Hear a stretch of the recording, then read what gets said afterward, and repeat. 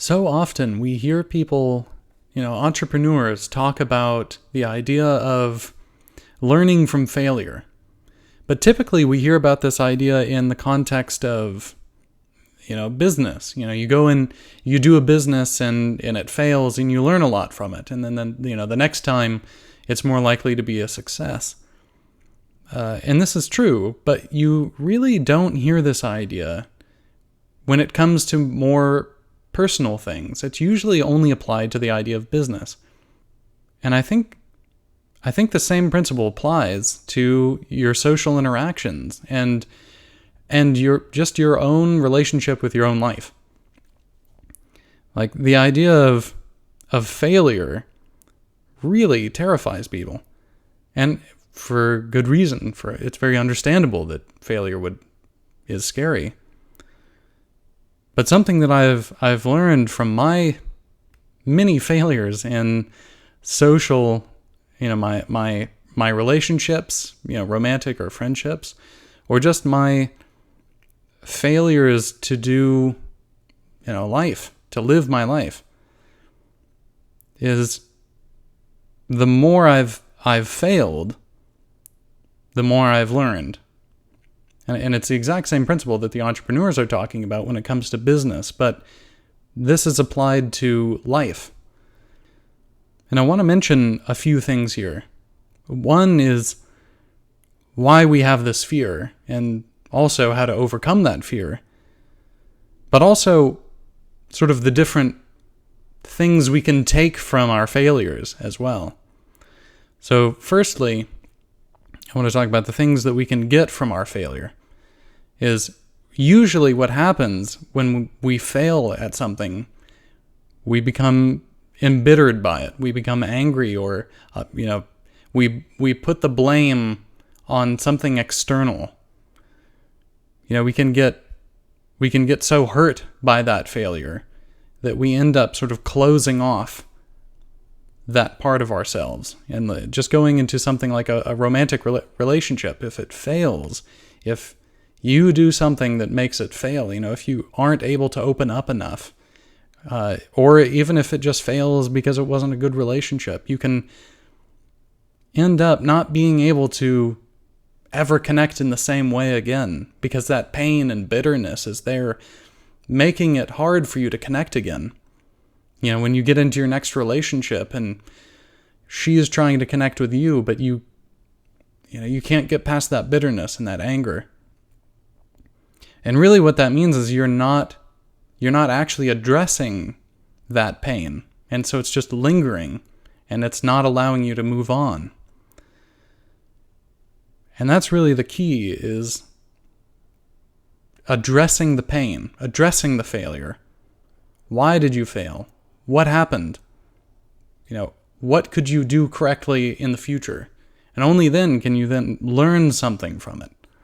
And this is really what it means to be emotionally mature, and what it means to be able to grow.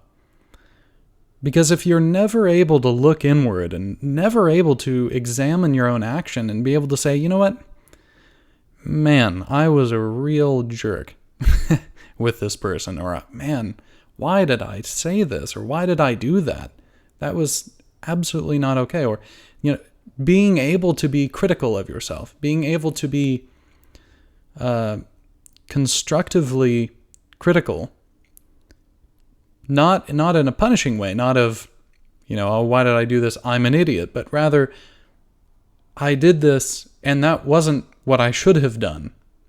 Being able to critically examine yourself takes a lot of strength and maturity. But it's the only way you're going to be able to grow.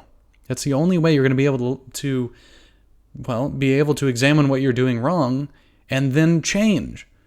And it's hard to be able to do that. It's hard to be able to look at yourself without condemning yourself, without just beating yourself up about it, and being able to begin the process of change. Because that's the first step of changing yourself. Really, the first thing you should take from a failure, or from making a mistake. You do something and it offends someone. You go into a relationship and that friendship fails, or that romantic relationship fails, or your behavior makes people not really want to get to know you, or something. You're doing something that's not quite right. That should be your first lesson from that experience. What I'm doing here isn't quite right. You might not have the answer yet, but that alone, knowing that you're not doing something correctly, that's a huge step, because that gets you thinking about it, that gets you addressing it, and that gets you wondering, how should I do that? How should people do this? And when you've been asking yourself this question of how should it be, that's when you really start to get a level of confidence about it. If you've asked yourself, how should a friendship be? And you're used to your friends, not being terribly good to you, not being very interested in your life, sort of making jokes at your expense all the time and treating you not very well and making you not feel very good. And, if you start asking yourself, well, what kind of friends should I have in my life? What should a friend be? Not only are you going to have the confidence in the future to know, man, this guy, I don't want to be his friend anymore, or I don't want this guy in my life because I've spent the past, 10 years with people who don't treat me well, and I don't want that. I don't want more people in my life who don't treat me well. I've already been through that. I have the confidence now to know I'm done with that.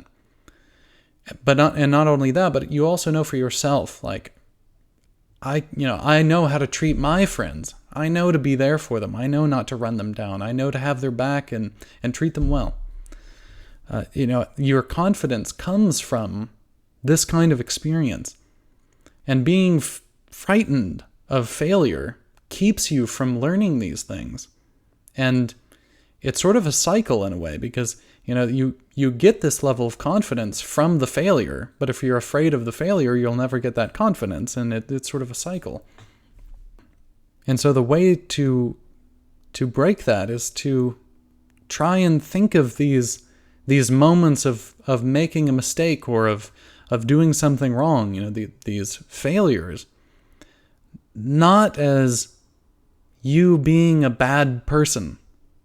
It's not that you are a failure as a person, but rather you're now in a position to learn. You're now in a position to grow. And it can be very hard, because it can make you feel like, I'm not good enough to have a friendship, or I'm not good enough, to get this job, or to do whatever it is that you're trying to do.